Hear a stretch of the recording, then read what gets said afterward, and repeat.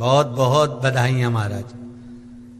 सोमवार की जन्माष्टमी का भी पर्व है, तो आप सभी को अभी से भगवान कृष्ण के जन्म महोत्सव की बहुत बहुत बधाई। हमारे लड्डू गोपाल कल्लू जी महाराज साल में एक बार उनके स्नान का हम लोग रखते हैं। तो कल रात्रि को 8 बजे से 9 बजे तक हमारे यूट्यूब चैनल पर, फेसबुक पर आप लोग लाइव ठाकुर जी के 1 घंटे का 8 बजे से 9 बजे तक स्नान का दर्शन रात्रि को कर सकेंगे। मोबाइल पर आप लोग आराम से अपने यूट्यूब फेसबुक पर ठाकुर जी के सुंदर स्नान का दर्शन, जो साल में एक बार का हम लोग करते हैं, उसका दर्शन आप कर सकते। एक पात्र में जल और दूध ले लीजिए। तो कहोगे गुरुजी ये कथा कहां से निकाल के लाए हो? तो विष्णु पुराण में से आप उसको स्मरण कर सकते हो। काय में से? विष्णु पुराण में से। एक पात्र में देसी गाय का दूध, जल उसमें रखकर, और आपके यहाँ अगर लड्डू गोपाल हो, यदि आपके घर में ठाकुर जी हो, लड्डू गोपाल हो, विष्णु जी का कोई स्वरूप हो, श्री हरि का कोई स्वरूप हो, तो उस पर आप संध्या के समय पर दुर्वा डालकर उस दुर्वा से अगर लक्ष्मी जी के नामों का 108 बार उच्चारण कर कर घी का दिया लगाकर कैसर के चावल साथ में रखकर केवल उस जल का और दूध का मात्र छींटा देते हो, तो उसके घर में कभी लक्ष्मी की कमी नहीं आ सकती, संपदा बढ़ती चली जाती है। 108 बार लक्ष्मी के नाम का मात्र उच्चारण कर लेने पर भगवान विष्णु के चरणारविंद पर, भगवान विष्णु के चरणों पर केवल उस दुर्वा का, जल का, दूध का सिंचन कर देने से भी लक्ष्मी की वृद्धि होती है। आपके घर में छोटे से ठाकुर जी हैं, आपके घर में छोटा सा कन्हैया है, और छोटे से कन्हैया जो पुराने समय का है, उसको नेत्र भी लगाने की जरूरत नहीं है, क्योंकि उसके नेत्र हैं। और मान लो तुमने इतना बड़ा कन्हैया ले लिया, तो अरे बोलो तो जम के जरा, और उसका कोई एक नेत्र कहीं गिर गया, एक नेत्र कहीं चले गया, तो फिर दूसरा नेत्र लगाना पड़ेगा कि नहीं लगाना पड़ेगा? और अगर एक नेत्र पर रखोगे तो अच्छा लगेंगे कि ठाकुर जी? नहीं। तो नेत्र होना, जितनी बड़ी मूर्ति होती है, जितना बड़ा स्वरूप होता है, जितना बड़ा शिवलिंग होता है, जितनी बड़ी मूर्ति की स्थापना होती है, उतनी उसमें सेवा की और भाव की जरूरत पड़ती है। भगवान विष्णु ने जाते हुए शिव बाबा को देखा। शंकर भगवान से, भगवान नारायण ने कहा आप कुछ कहेंगे नहीं? भगवान शंकर कहते हैं नारायण चिंता मत करो, ये बद्रिकाश्रम में जो आएगा चने की दाल चढ़ा कर जाएगा, चने की दाल को मंदिर के पीछे बैठकर ओम नमः शिवाय बोलकर जो नारायण को समर्पित करेगा, उसके मनवांचित फल को मैं 3 महीने में पूरा कर दूंगा, उसके मन की कामना को मैं 3 माह में पूर्ण कर दूंगा। आज भी नियम है, चने की दाल को लेकर जाते हैं, बद्रिकाश्रम के मंदिर के पीछे बैठकर चने की दाल को लेकर ओम नमः शिवाय का जाप करते हैं। 7 बार ओम नमः शिवाय बोलकर चने की दाल वापस घूमकर भगवान विष्णु को समर्पित करी जाती है, तो 3 महीने में मनोकामना पूरी हो जाती है। भगवान की मूर्ति जितनी छोटी होगी उतना सुख देती है, जितनी बड़ी हो जाएगी उतने लाड़ की जरूरत पड़ जाएगी, उतने लाड़ की जरूरत।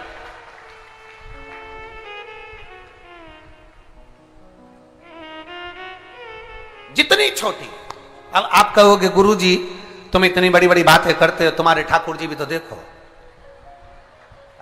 कितने बड़े हैं। आपको मालूम होगा कि इंदौर में कथा थी, बहुत साल पहले, 20-1 साल पहले की बात होगी, 20-22 साल के पहले की। इंदौर के सेठ जिनके पास में ठाकुर जी थे, और उनके कोई गुरुजी, अब गुरुजी तो गुरुजी होते हैं, उन्होंने कह दिया इतनी बड़ी मूर्ति घर में नहीं होना चाहिए।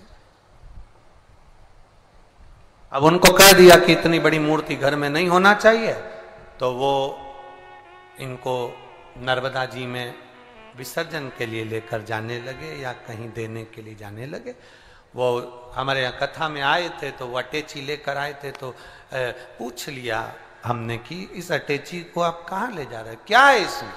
उन्होंने कहा इसमें लड्डू गोपाल हैं ठाकुर जी। हमने कहा कहाँ ले जा रहे हैं? हमारे गुरुजी ने कहा इतनी बड़ी मूर्ति घर में रहती है ना, तो तकलीफ होती है, इसलिए हम इनको नदी में, नर्मदा जी में छोड़ने के लिए या आश्रम पर किसी के यहाँ देने के लिए जा रहे हैं। तो हमने कह दिया लाडला है, कहाँ इसको नर्मदा के जल में आप छोड़ोगे, हमको दे दो, हमारे साथ कथा में चलता रहे, आनंद से श्रवण करता रहे, भक्ति करता रहे। और क्या लाडला है वो, उसका नाम हमने कल्लू रखा,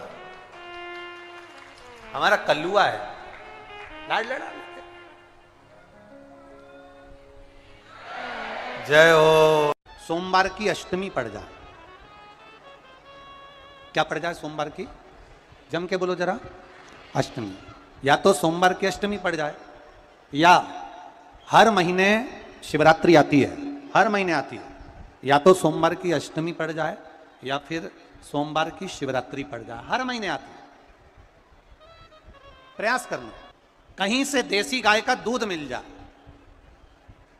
थोड़ा सा दूध देसी गाय का मिल जाए, थोड़ा सा दूध देसी गाय का, थोड़ा सा दूध अगर प्राप्त हो जाए, बेलपत्री के पत्ते से दूध कटोरी में लेकर, मात्र बेलपत्री के पत्ते से एक एक बूंद अगर दूध, आप एक बूंद अगर ज्यादा ना मिला हो, एक चम्मच भी अगर आपको दूध देसी गाय का मिल गया हो, और सोमवार की अष्टमी पड़ जाए या सोमवार की, जम के बोलो, शिवरात्रि पड़ जाए, उसमें केवल अगर देसी गाय का दूध मिल जाए, जर्सी गाय का नहीं हो, देसी गाय का अगर दूध मिल जाए, बेलपत्री के पत्ते से, तुम्हारे घर के अंदर अगर शिवलिंग है या मंदिर में शिवलिंग है या तुम्हारे नजदीक में कोई शिवलिंग है, उस पर बूंद बूंद, एक एक बूंद अगर शिवलिंग पर दूध समर्पित कर रहे हो, श्री शिवाय नमस्तुभ्यम, नमः शिवाय, या षडाक्षर मंत्र ओम नमः शिवाय, या 33 अक्षर का मंत्र महामृत्युंजय मंत्र, इसका स्मरण कर कर शिव जी पर देसी गाय का दूध समर्पित कर कर इस बेलपत्री को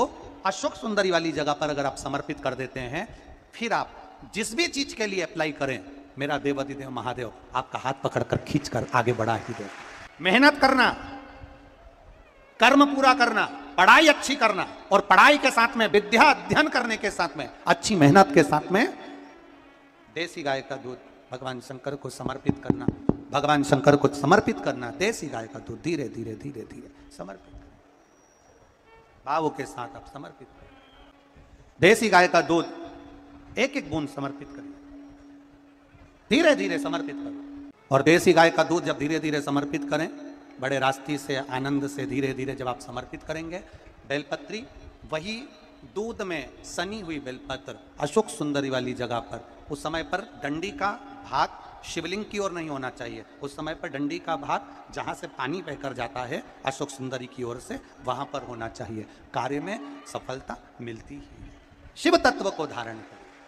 सोमवार की अष्टमी का मतलब आपको इंदौर की कथा में बताया था, जिस दिन शंकर और पार्वती के मिलन का दिवस हो, और केवल एक माता पार्वती के अकेले मिलन का नहीं, 64 योगनिया तक भगवान शंकर से मिलने के लिए आती है। पीला चंदन लगा लेना। कितना लगाना है? बीच वाला जो पत्ता है उस पर पीला चंदन। जब आपको लगे कि मेरा जीवन बहुत कष्टमय है, अब ये रोग, अब ये कष्ट दूर ही नहीं हो रहा, अब ये आए दिन तकलीफ पर तकलीफ बढ़ती जा रही है, आए दिन रोग, बीमारी, पैसा घर में बच नहीं रहा, बहुत कष्टमय जीवन है, इसमें लगाओ पीला चंदन बेलपत्री की बीज पत्ती पर। महाराज, और बीज पत्ती पर जब चंदन लग जाए, लगने के बाद में ये दोनों पत्ती पर लाल चंदन लगा लीजिए। इन दोनों पत्ती के बीच में जो डंडी का भाग होता है, आपको कहा था, आपको स्मरण में होगा शायद, हमने जब बेलपत्री की महत्वता बताई थी तो उस बेलपत्री की महत्वता में कहा था ब्रह्मा विष्णु महेश ये 3 हैं, बोला था। बीच में ये बड़ी पत्ती से लेकर जो 2 पत्तियां होती हैं, इनके बीच में जो जगह बचती है, इसमें मां पार्वती के 64 योगनियां, मां पार्वती अपनी पूर्ण सिद्धि के साथ में जितनी भी देवी के स्वरूप हैं, वो माता 64 योगनियां देवी के स्वरूप में यहां पर विराजमान होती हैं। 2 पत्ती के नीचे से जो डंडी होती है नीचे तक, ये पूरी डंडी में 33 कोटि देवी देवताओं विराजमान होते हैं इस पूरी डंडी के अंदर। तो ये बीच वाली पत्ती है, ये जो बीच वाली पत्ती का जो भाग होता है, इस पत्ती के भाग में शहद का प्रयोग कर कर, यहां पीला चंदन, लाल चंदन, शहद का प्रयोग कर कर, इसी तरह से पकड़कर ये बेलपत्री की जो डंडी है वो अशोक सुंदरी पर जब आप समर्पित करें, तो जहां से जल बहता है उस ओर पर इस पत्ती को चढ़ाकर केवल आपके हृदय की बात कहकर देवाधिदेव महादेव से कोई भी शिव जी का मंत्र, पंचाक्षर नमः शिवाय, षडाक्षर ओम नमः शिवाय, श्री शिवाय नमस्तुभ्यम, या महामृत्युंजय मंत्र, जो शिव का मंत्र हो आपके पास में, उसको बोलते हुए देवाधिदेव महादेव को धीरे धीरे जल की धार चढ़ाना प्रारंभ करो।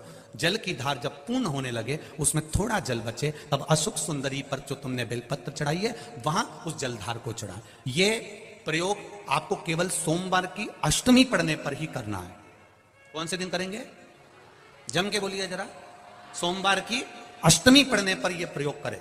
और जल चढ़ाकर बाबा से विनती कर उसी बेलपत्र को वापस उठाकर कहीं जलाशय में या किसी पेड़ के नीचे विसर्जन कर दें और 1 लोटा जल वहां भी चढ़ा दें। बस निवेदन कर आ जाइए, मेरा बाबा 3 माह के अंदर हाथ जरूर पकड़ेगा और आपको दलदल से बाहर निकाल देगा। हमें बताया था जिस दिन शंकर और पार्वती के मिलन का दिवस हो, और केवल एक माता पार्वती के अकेले मिलन का नहीं, 64 योगनियां तक भगवान शंकर से मिलने के लिए आती है।